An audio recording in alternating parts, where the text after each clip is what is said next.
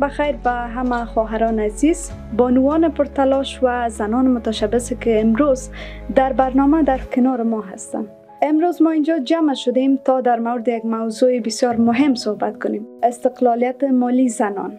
مفهومی است که نه تنها برای یک دستاورد اقتصادی گفته میشه، بلکه با خود اعتماد به نفس، عزت نفس و همچنان سهمگیری فعال زنان را در جامعه نقش میده. ما امروز نمیخوایم که تنها حرف بزنیم، ما میخوایم تجارب شما را بشنویم، داستانها و حکایت‌های زندگیتان را بشنویم در عرصه ازی که یک زن که از لحاظ مالی مستقل است، این زن چقدر توانمند است و چه نقش در توسعه جامعه و آبادانی کشور دارند. درباره از این ما صحبت کنیم. البته نگفته نمانه که در برنامه امروز من تنها نیستم، همکارم خانم شکیبا نادری را با خود داریم و همتون خوش آمدید میگم.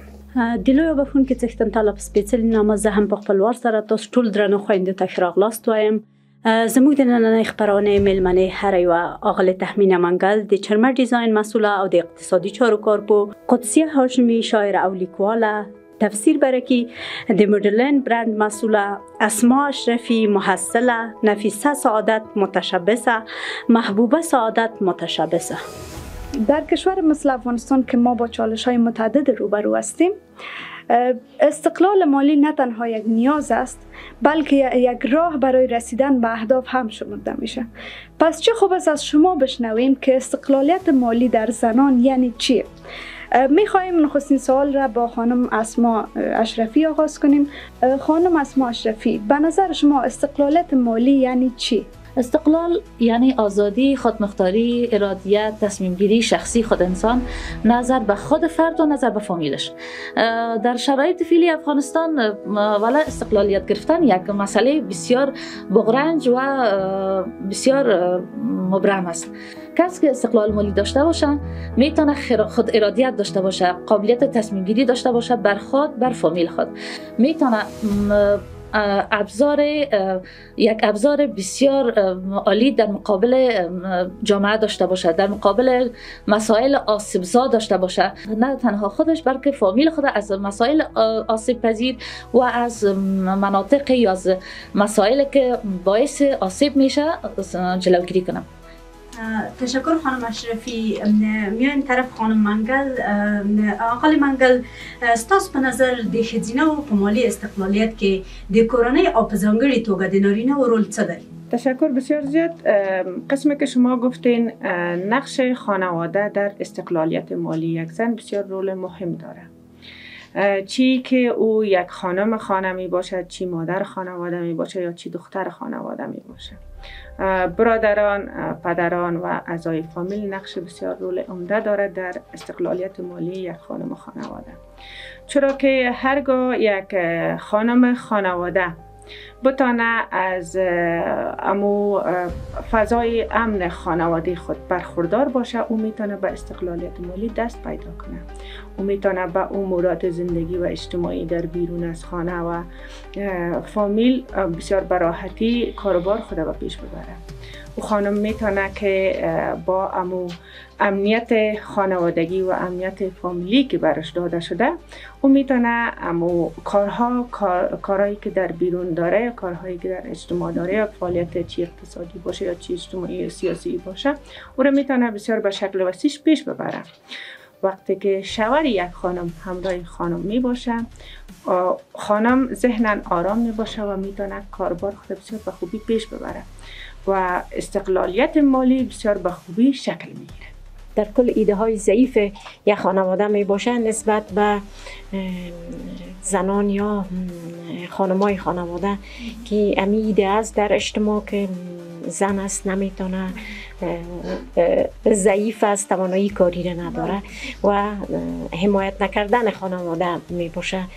زمانی که یک خانواده یعنی آقایان یا مردای خانواده از علم و دانش برخوردار باشن و ایده های از نسبت به زنها چنین نباشه که زن نمیتونه درس بخونه، نمیتونه کار کنه، نمیتونه دستاورد داشته باشه خب واضح است کمتر می باشه. وقتی که حمایت خانما از خانوادهشان می باشه که مردان از خانما در کل از خانواده خود حمایت میکنن، این واضح است که این تاثیر بسیار ارزنده در همه عرصه ها در قسمت خانما می داشته باشه. وقتی که حمایت فامیل باشه میتونه که زنها همین انرژی مثبت از خانواده خود برخوردار باشن، از همین انرژی مثبت و میتونن در جامعه نقش بسیار خوب داشته باشن. در تمام عرصه های اجتماعی فرهنگی میتوانن اینا نقش خوب ایفا کنن و همین دلیل باعث میشه که اینا به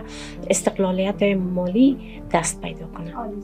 خانم برکی، از شما میشنویم، به نظر شما نقش تکنولوژی و تجارت آنلاین در توانمندسازی زنان چگونه است؟ نقش تکنولوژی و تجارت آنلاین در وضع امروزی افغانستان به بسیار خوبی و خوشی پیش میره، به خاطر از اینکه همه توان از این داره که مثلا در خانه به صفحات مجازی دست داشته باشه و ای که مثلا از طریق تکنولوژی و یا صفحات مجازی میتونن به درس و تحصیل خود ادامه بدن، چیزهای جدید یاد بگیرن از صفحات مجازی، از تکنولوژی استفاده درست بکنن و ای که جدا از یادگیری های چیزهای جدید میتونن کار یا پیشه جدید از خانه خود شروع بکنن بدون از اینکه کدام جای را بگیرن و یک هزینه را به خاطر از او جای بتن. میتونن از خانه کار بکنن، سرمایه بسیار کوچک به خاطر کار خود جدا بگذارن.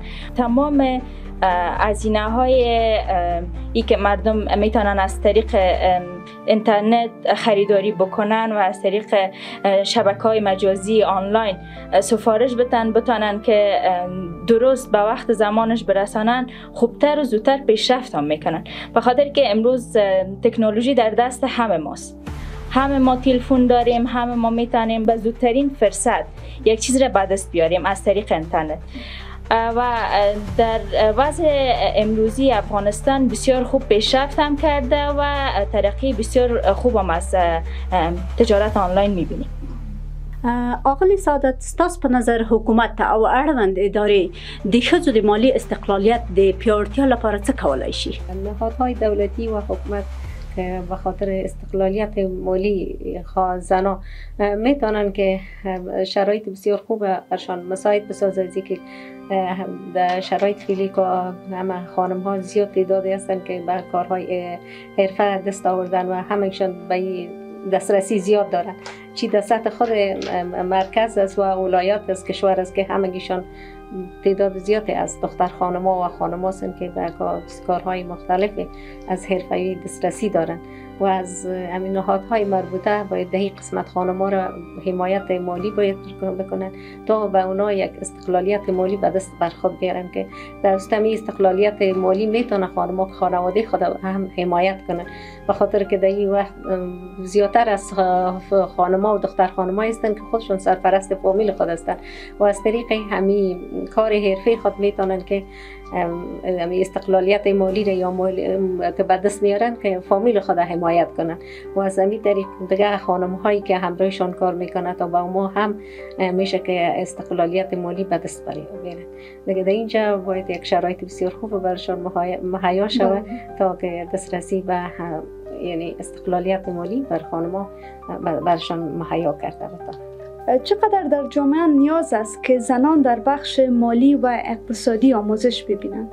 اگر ما به یک هنر علاقمند هستیم او یک فایده خودش را داره، اما اگر آموزش هم بالای زی تاثیر بکنه 100% فایده خودش را داره. مثلا اگر من بتونم کتاب را بخونم ولی آموزش دیده نباشم، این فایده داره ولی چندان نی. ولی اگر من در پهلوی زی آموزش درست حسابی ببینم، تخصص در این موضوع تخصصی درس یاد بگیرم، این است که به خودم خدمت کرده میتونم، به جامعه‌ام خدمت کرده میتونم، حتی به جهانم خدمت کرده میتونم.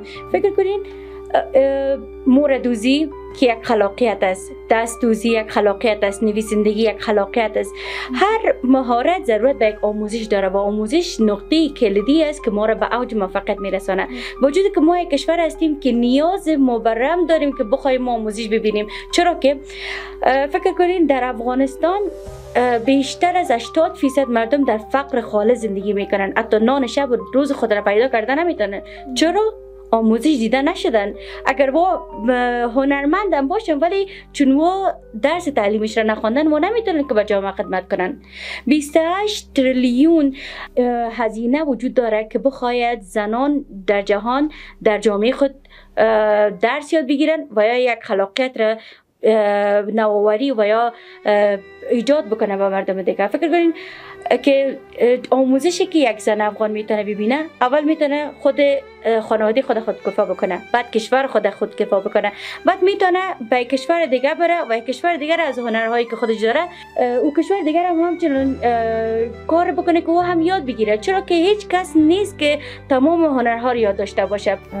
هر خانومی که استقلالیت مالی داره او میتونه در پالی خود خانم‌های دیگر همچنان خودکفا بسازه و میتونه که در امورات خانه و خانواده خود سهم فعال داشته باشه، در تربیت اولاد و فرزند آینده خود سهم فعال داشته باشد. و پیامم این است که تمام آقایان خانواده در کنار اعضای خانواده خود ایستاده باشند تا بتانند خانه و خانوادهشان بر پای سالم دست پیدا کنند و استقلالیت مالی خود در خانواده داشته باشند. یک خانم که استقلال مالی داره او دست دراز به اعضای خانواده نداره.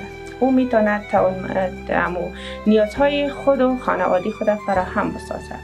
او میتونه که در پلوی خود خانم‌های دیگر همچنان به استقلالیت مالی برسانه و میتونه که در کنار پدر، شوهر و برادر خود سهم فعال و برازنده داشته باشه. و استقلال مالی یعنی به معنی ای که یک خانم توانایی پیشبرد امورات مالی خودش دارد. او خانمی که استقلال مالی داره هم میتونه زندگی خانوادگی خود به شکل بهتر و خوبترش یعنی به سر ببره و زندگی پر از آرامش روحی و روانی می داشته باشه.